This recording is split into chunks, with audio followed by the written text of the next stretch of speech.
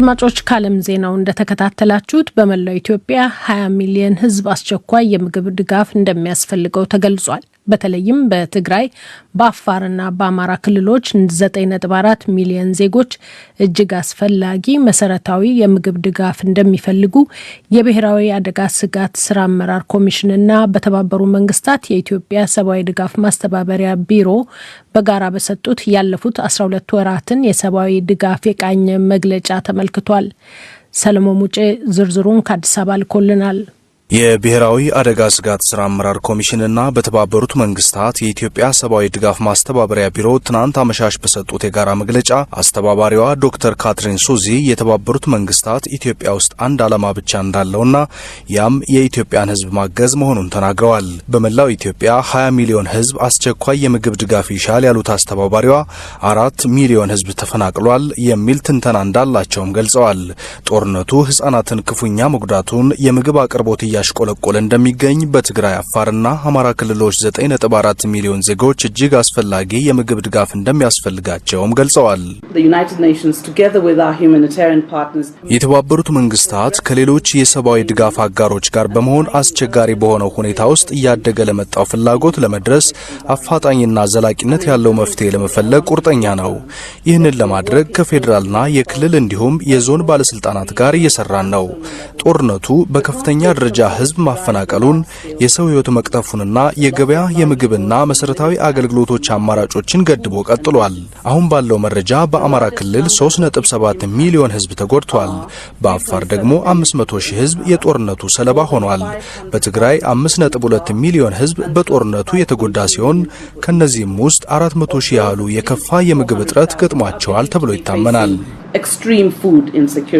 የብሔራዊ አደጋ ስጋት ስራ አመራር ኮሚሽነር ምትኩ ካሳ የዓለም የምግብ ፕሮግራም ሰራተኞች በሳምንት 2 ቀናት ገንዘብ እየያዙ ወደ መቀሌ በረራ እያደረጉ እስካሁን 400 ሚሊዮን ብር መላኩን ለአማራና አፋር ክልሎችም ድጋፍ እየተደረገ መሆኑን ጠቅሰው ህወሓት አሁንም ነዳጅን በጥቁር ገበያ እየሸጠ መሆኑንም ገልጸዋል። ሽሬ ላይና መቀሌ ላይ በብላክ ማርኬት ዋጋ ነው የሚሸጠው ነዳጅ ራሱ ቲፒኤልኤፍ የሚሸጠው ማለት ነው። አሁን በወረረበት ሰዓት ኮምቦልቻ ካሉ ዲፖን በርካታ ነዳጅ ወስዷል። ለዚህ የነዳጅ ችግር የሚባል ነገር የለም መቀሌ ላይ ማለት ነው። ካሽን በተመለከተ እያየን አሁን ለዓለም ምግብ ፕሮግራም አሻሽለናል። 2 ሚሊዮን የነበረው 2.5 ሚሊዮን አድርገናል። ስለዚህ ይሄ ዝግ አይደለም። ስለዚህ የኢትዮጵያ መንግስት መሄድ ከሚገባ በላይ አስፈላጊውን ጥረት አድርጓል፣ ማድረግ የሚገባ አድርጓል። የማይፈነቀል ድንጋይ ፈንቅሏል ማለት እችላለሁ እንደፍሬ። ቲፒኤልኤፍ እርዳታን እንደ ጦር መሳሪያ ተጠቅሟል ብዬ ነው የምወስደው ነው። ወደ ትግራይ ክልል ሰብአዊ ድጋፍ ጭነው ከሄዱት አብዛኞቹ ተሽከርካሪዎች አልተመለሱም ያሉት አቶ ምትኩ ካሳ ዓለም አቀፉ ማህበረሰብ ይህንን በዝምታ ማለፉን ተችተዋል።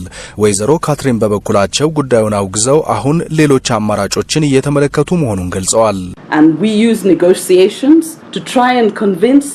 ባለስልጣናቱን ተሽከርካሪዎቹ እንደገቡት ሁሉ ተመልሰው ጭነት እንዲያጓጉዙ እባካችሁ እንፈልጋቸዋለን እያልን ለማነጋገር እየሞከርን ነው። እስካሁን ካቀረብነው የበለጠ የሸቀጦች ዝውውር ያስፈልጋል። ስለዚህ ተሽከርካሪዎቹን እንፈልጋቸዋለን። ተሽከርካሪዎቹ የተባበሩት መንግስታት ወይም የዓለም የምግብ ፕሮግራም ስላልሆኑ ባለሀብቶችን ማግኘት ጀምረናል። መልሱልንና ስራዎችን እንስራ እያልን እያነጋገርናቸው ነው። ተሽከርካሪዎቻቸው እንዲመለሱላቸው ሰዎች ላይ ግፊት ማድረግ ስለማንችል የወሰነው ነገር ቢኖር የራሳችንን ተሽከርካሪዎች መግዛት ነው። ይህንን ጉዳይ ነው የዓለም የምግብ ፕሮግራም እየሄደበት ያለው። ስለዚህ ተጨማሪ ተሽከርካሪዎችን ስናገኝ ለሚያስፈልጋቸው ዜጎች ሁሉ ምግብና ምግብ ነክ ያልሆኑ ቁሳቁሶችን ማቅረብ እንቀጥላለን። ይህ አሁን ከመንግስት ጋር እየሰራ ነው ያለነው ሂደት ነው። አቶ ምትኩ ካሳ የዓለም የምግብ ፕሮግራም የኮምቦልቻ መጋዘን በህወሓት ታጣቂዎች ከተዘረፈ በኋላ ድራማ ተሰርቷል ብለዋል። The TPLF force looted the Kombolcha warehouse in midnight. የኮምቦልቻ ከተማ ማህበረሰብ ሌሊት በተኛበት የህወሓት ኃይሎች መጋዘኑን ዘረፉት። በማግስቱ ጠዋት ታጣቂዎች የአካባቢውን ነዋሪዎች በኃይል ባዶን ወደ ቀረው መጋዘን ወሰዱት። ከዚያም ፎቶና ተንቀሳቃሽ ምስሎችን አንስተው ያንን ማሰራጨት ለሚፈልጉት አሳልፈው ሰጡ። ድራማ ነው። የዘረፉትን ምግብም ወደ መቀሌ ጭነው ወስደውታል። That is a drama. They took the looted food to Mekelle. የነዳጅ የጥሬ ገንዘብና አገልግሎት ሰጪ ተቋማት ዝግ መሆን ለስራችን እንቅፋት ነው ያሉት የተባበሩት መንግስታት የኢትዮጵያ የሰብአዊ ጉዳዮች አስተባባሪ የጸጥታ ችግር ዋናው ፈተና መሆኑንና ባለፉት 12 ወራት ውስጥ 23 የተራድኦ ሰራተኞች ህይወታቸውን ማጣታቸውንም በመግለጫቸው ጠቅሰዋል። ለዲደብሊው ሰለሞን ሙጬ ነኝ ከአዲስ አበባ። ከዛሬ አንስቶ እስከ መጪው የካቲት 30 ድረስ ባሉት ቀጣይ 3 ወራት ኢትዮጵያውያን ወጣቶች ለሀገር ደጀንነታቸውን ያረጋግጡባቸዋል የተባሉ የተለያዩ የዘመቻ ተግባራት እንደሚከናወኑ የሴቶችና ማህበራዊ ጉዳይ ሚኒስቴር አስታወቀ። በዘመቻው ከሚከናወኑ ተግባራት ቀዳሚው በጦርነት የተፈናቀሉ ወገኖችን በዘላቂነት ለማቋቋም የሚረዳ የአይነትና የገንዘብ ድጋፍ ማሰባሰብ ስራ መሆኑ ተገልጿል። ወጣቶች በበኩላቸው ይህንኑ ኃላፊነት በመወጣት ታሪካዊ ስራ እንሰራለን ብለዋል። ከድሬዳዋ መሳይ ተክሉ ዘገባ አለው።